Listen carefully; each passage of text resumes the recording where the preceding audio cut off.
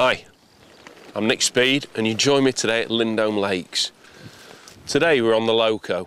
Now, lovely lake, open water lake, loads of fish in this lake and all sizes as well, but the fish we're going to be targeting today are going to be the edge fish. The edge fish generally average in size between 8 and 15 pounds in size, so good sized fish, and obviously we're going to be catching them down the margins.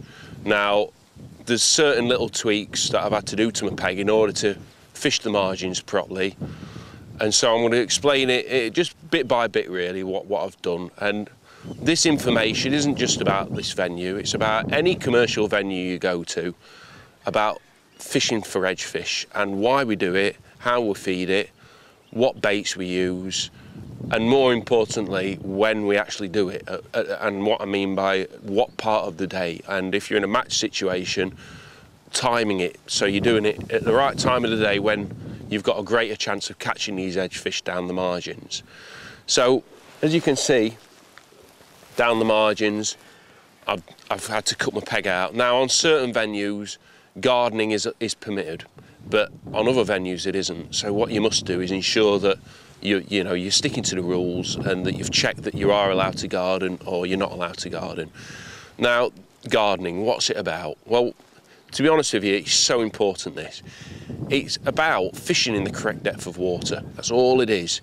These fish, a lot of these open water lakes or any commercial you go to, you always see the big fish topping in the middle of the lake, and they don't seem to be caught until the last hour of the match or even the last 20 minutes of the match. Or whether you're pleasure fishing, you haven't caught any big fish, you come to pack your tackle away, you come to check your peg to see if you've left anything, and all of a sudden you see tails at your peg. Because these big fish are clever. They know when to come down the margins looking for food, i.e. when nobody's about. So what we're trying to do is we're trying to make the fish think that there's nobody here. So by cutting a gap in the banking, it's kind of like camouflaging ourselves from the fish and making them feel safe to come down the margins looking for food a lot earlier in the day than they'd normally expect to. And that's why pegs always produce, or pegs with space, especially down the margins, because it gives the fish that confidence knowing that it's safe to move down these margins. Now the depth, the reason why they want to be in this depth is because that's where the most oxygen is. They're travelling at that depth looking for food, because obviously the first point of contact with food is the surface. Food hits the surface and it falls down, and these bigger fish will always want to be higher up in the water to grab that bait first. So that's what you're looking for. Down the margins you're looking for shallow water. Shallowest as possible really, 2 foot or less is perfect, but in this kind of situation we're on the Loco Lake and the water level's quite high, we've had a lot of rain recently. I'm not going to find 2 foot of water, so I've got to find the minimum amount of depth, which I'm looking about 3.5 foot deep. And if that's the depth I've got to fish in. But if I was to not cut the reeds down and fish on a lazy point of view, where I could see my float without doing any bankside management, cutting any vegetation away, then I might be fishing in 5 foot of water, and that's when you get problems. That's when the fish are coming into your peg at a shallower depth than what you're actually fishing at. And so when they do finally arrive, you're foul hooking them because you're not fishing at the correct depth. And that's all it is. So what we're going to do today is I'm going to set up, I'm going to plumb it up, check that I'm fishing the correct depth, and just get everything right, and then I'm going to discuss with you the bait options and how I'm going to feed the peg. Right, I've plummeted up, so the next thing I just want to run through the rig and everything that I'm doing regarding my setup. Just put my cup of tea down. Right. So we're fishing for big fish down the edge, and the last thing we want to use is tackle where we're going to have problems losing fish. We want to fish nice positive tackle. We're going to be fishing for some big lumps today, so we want to be using a diameter line that's going to really do the business, and we're going to have some confidence when we're playing the fish. So setup wise, I've used a Spire Silk Shot in 020 straight through. Now, I'm a big believer, especially in these kind of situations, not using hook lengths, just fishing direct. And because it's straight through, there's less knots. And because there's less knots, there's less areas where your line can break. So you cannot beat fishing direct, especially for big boys. So that's it, 020 straight through, really robust line, mic'd up properly as well, so I know exactly what diameter I'm using. So let's talk about the rig. Now, that's the depth of my swim, which is 3.5 foot, just over 3 foot. And I've got 020 straight through, 4x14 float, and I've got my bulk right at the bottom. Now this is a deliverer, that's all it is, because I'm going to be using a big bait anyway, which is heavy in itself, so it's not like I'm going to need droppers. The bait's going to be delivered quite quickly down to the bottom, which is where I want it to be. When you're fishing for big carp, you want to hook them in the mouth, and a carp, let's say even, you know, an 8-pound fish, there's a whole lot of body to hook, when really you're just going to end up in problems if you're not putting your rigging correctly, and all you want to do is deliver that bait for the fish to see that bait and take it and accept it in the mouths. So that's why we use a bulk, just to lower that rig in rather than lay it in, which means that you've got more chance of foul looking fish because the line's then going to go over the back of a fish or something. So that's all I'm using is a deliverer, a bulk deliverer, you know, 7 inches away from my hook. 4x14 float, nice heavy float as well to get that bait down and stabilise it. I don't want to use a light float in this depth of water because I want that bait to be stable in my peg. So when a big carp comes in and its big fins are wafting everything about, my hook bait is staying as stable as possible. And that means it's more attractive for the fish. If it's wafting about, they're looking on the bottom for food, and because I'd be using a lighter hook bait, a lighter rig, they're looking for bait on the bottom, and my hook bait's wafting about above them, which means you're not going to catch as many fish. Now, just above the float, this is the key area. I've got back shot, and I've got quite a few back shot. So I've got a 4x14 float, and I've got 4 number 8 back shot, which means when that float's in the water, the back shot is actually causing an L shape in the line, which means when you get a lot of water movement from fish feeding and the finning the bait up off the bottom, you get an awful lot of movement on your float. And without that back shot, what you'll find is, you can imagine without it being there now, and you get any water movement, that your float then drifts away, which means because you're fishing on a shelf, like what we're doing down the margins today, that float is then moving your hook bait into a different depth of water, which means that your hook bait's not on the bottom anymore. With that back shot being there, every time that float moves, the back shot pulls it back. So that's really, really important when you're looking for big fish down the margins. And it's not part of the float's weight, it's actually, it's an addition to the float. It's not inclusive, it's exclusive of the float's weight.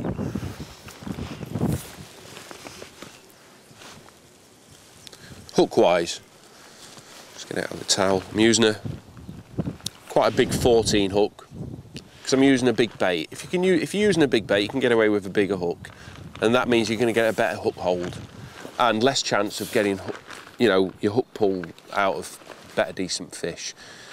Which also means when you're actually putting that hook inside a double corn, cube of meat, double worm, you've got quite a lot of that point showing, so you get better penetration when you get an indication of a bite. Right, so pole-wise, I'm going to use a strong pole today. I'm using the Beastmaster commercial 16 metre pole, but I'm using it at like 14 metres. That's all I've got set up today, because I'm using a nice strong elastic, 16 latex elastic, so I shouldn't have to ship out much with a fish. I should be able to bring them straight back. But it's a nice strong pole. It can handle a lot of situations, and especially in this scenario where we're going to get in big fish, I might be having to give the pole a bit of stick, and it's strong enough to do that easily. So that's the tackle side. Let's talk about the bait now, and what we're going to be using, how we're going to be feeding it, and what bait choices I'm going to be putting on the hook.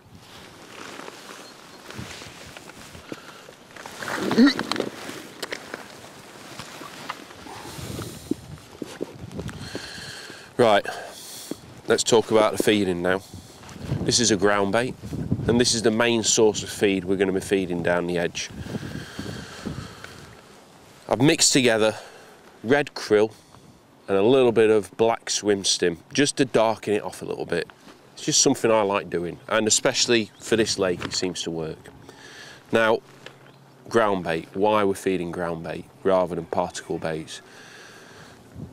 I'm sure you've seen all over the commercial scene now, ground bait down the margins works really well. It's been going on for years. It originated from Hawcroft Fisheries. Steve Clark was the main inventor of it, very good angler, and it's just taken off all over the country since then. Now, really positive way of feeding the fish, and I suppose in a way what it does, it starves them into taking your hook bait if fed correctly. And by that I mean feeding the ground bait attracts fish into your peg. You've got all the stimulants and all the attractants in the ground bait that gets fish into your peg, and if you feed it correctly, there's nothing else there apart from your hook bait, which means you get a bite quicker. If you were then to feed loose feed particles in your ground bait, it means those fish will take longer to find your hook bait, and in that time you're mostly going to receive a false indication because they're swimming about, and as a result they move your rig around and pull your float under from a false indication, and that's where you foul up fish. So it's quite a simple process what we're doing today. We're going to be feeding ground bait.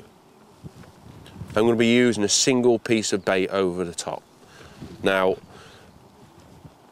how we feed the ground bait is quite important as well. A lot of people, they'd want to feed it in balls, but because we're fishing on a shelf, we want to ensure that where we put that bait is where it goes on the bottom. It creates a bit of a carpet.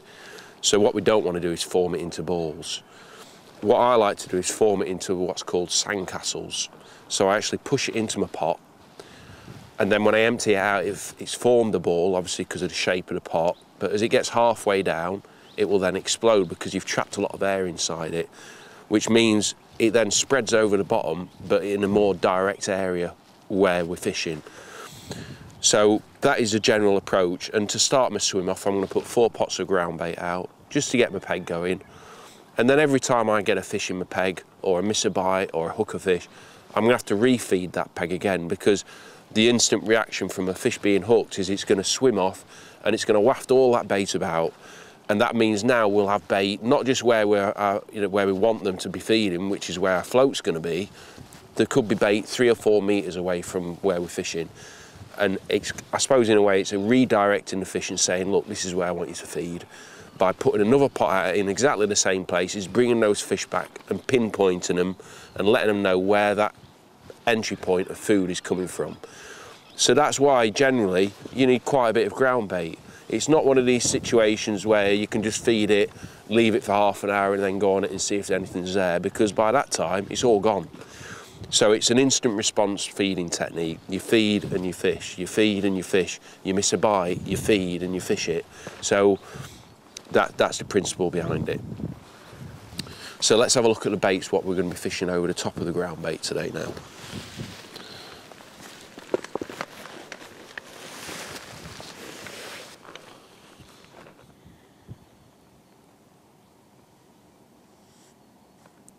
Right, let's have a look at the hook baits now. Quite simple really. I've got 3 choices. Let's minimise what choices I've got, and then I can concentrate and get a better idea quicker of what baits are actually going to work. If I had more choices, it's just going to take me longer to find which is the best bait. So it's about keeping your fishing simple. I've got 3 choices here, and of course different colours as well, which is quite important. So I've got meat, one of my favourites. Dynamite luncheon meat, 8mm cubes, one of those on a hook. Nice heavy bait as well. It's not going to move about on the bottom as much. Brilliant, really effective. And also what I like about it is it's quite soft as well. So when you strike, you're pulling it off the hook. So that means you're getting a better penetration on the hook itself. Really effective for all styles of carp fishing. Sweet corn, Dynamite XL sweet corn. 2 of those on a 14 hook, perfect. Nice bright colours, and again, a nice heavy bait. It's always opt for heavy baits. It means that when big fish are in your peg, there's less chance of it getting wafted about and it's staying on the bottom exactly where you want it to be. Nice big grains of corn as well. Lovely quality corn. And last but not least, red krill paste. and especially to go with the red krill ground bait that I'm using. And there are times we know that they're feeding on the ground bait, so let's use a hook bait that actually blends in with the ground bait, acts as a camouflage, and it fools the fish into accepting it more confidently. And of course, again, formed into a nice ball, straight out of the pot, don't have to do anything with it, onto the hook. And all I do is I hook it around my line, around my side puller, so I don't need an extra band or anything on it. Look at that, nice heavy bait again, works really, really well.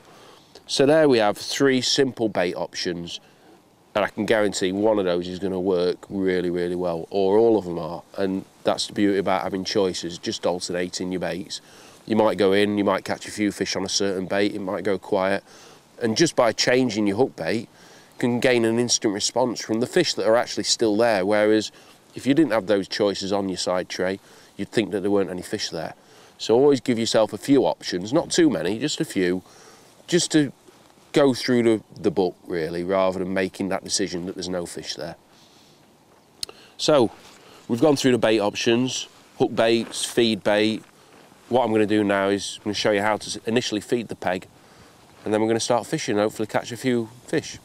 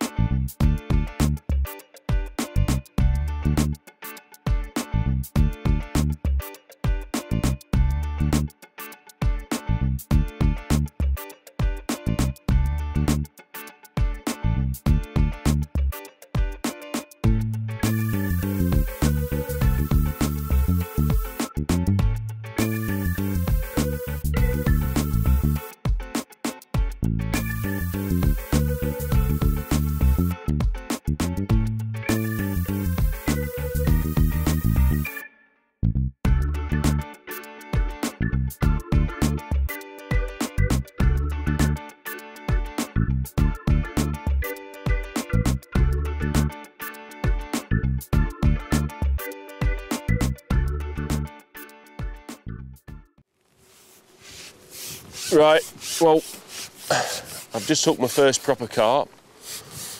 Seems like a good fish. Single piece of meat, really nice positive bite. I'm just gently bringing it in now, and this is the beauty about using the right elastic more than anything else, just so I feel a bit more in control of the fish. Good fish. Feels it anyway. And this is where you need positive line, especially when I'm going to try and land it amongst all these snags. There's every chance that it only needs to brush against that, any kind of debris on the bottom, and I could lose it. So by using the right diameter line, I know that I'm not going to have that problem. Just going to take my time with it now. Really, really fit fish in here as well. So, as you can see, it doesn't want to come in.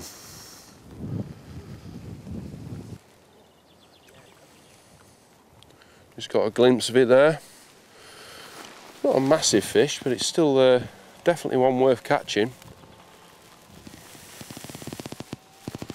There we go. Nice mirror carp.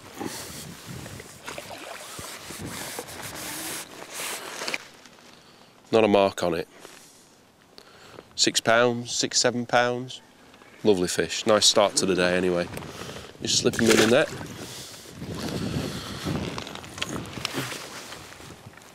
And then the first thing I've got to do now is refeed my peg. Just a little bit of ground bait. Press it down.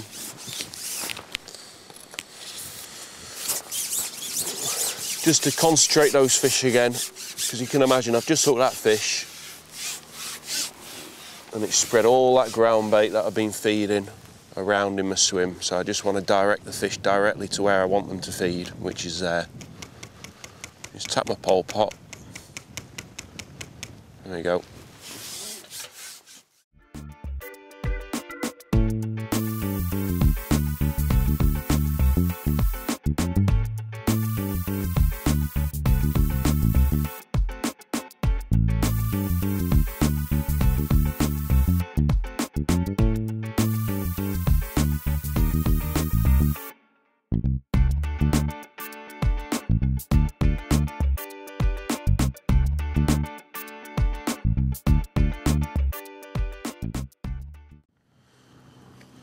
Right, well, something's quite interesting has happened here.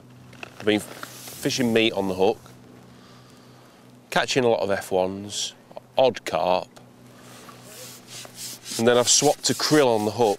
Just a small ball, just so I don't have to swap my floats or anything, because obviously it weighs a lot more. And it just seems to be so more selective. I've had 3 bites and 3 fish, and all of them have been carp. And I've had to wait a while for this bite, but I've just been sat there, and this is a big fish. This is a good fish.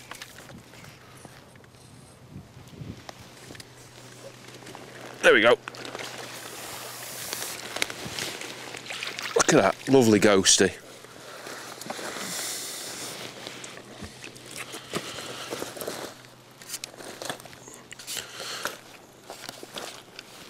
The beauty about the pace was I had no false indications, and I just waited until it shot straight under it, just mimicking that fish sucking that ball in.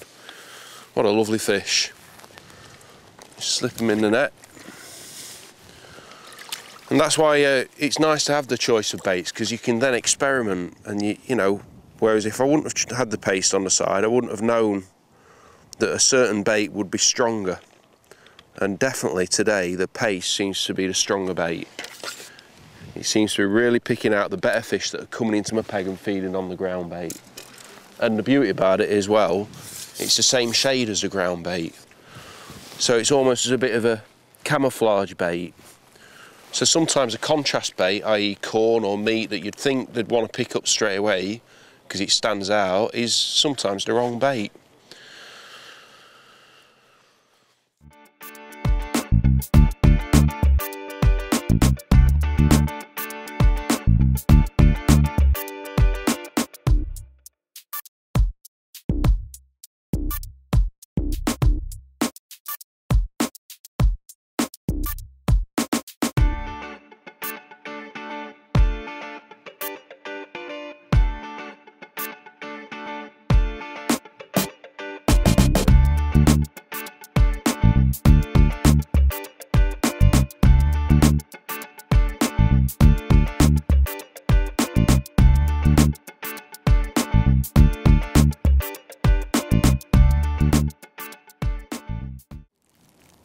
Right, well, as you can see, I've had an absolute cracking day.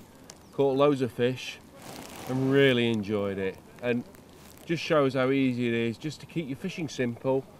Fed ground bait down the edge, caught on meat. Pace seems to be a massive difference in the size of the fish that I was catching.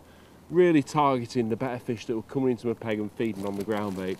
As you can see, I've had some lovely fish and just thoroughly enjoyed it.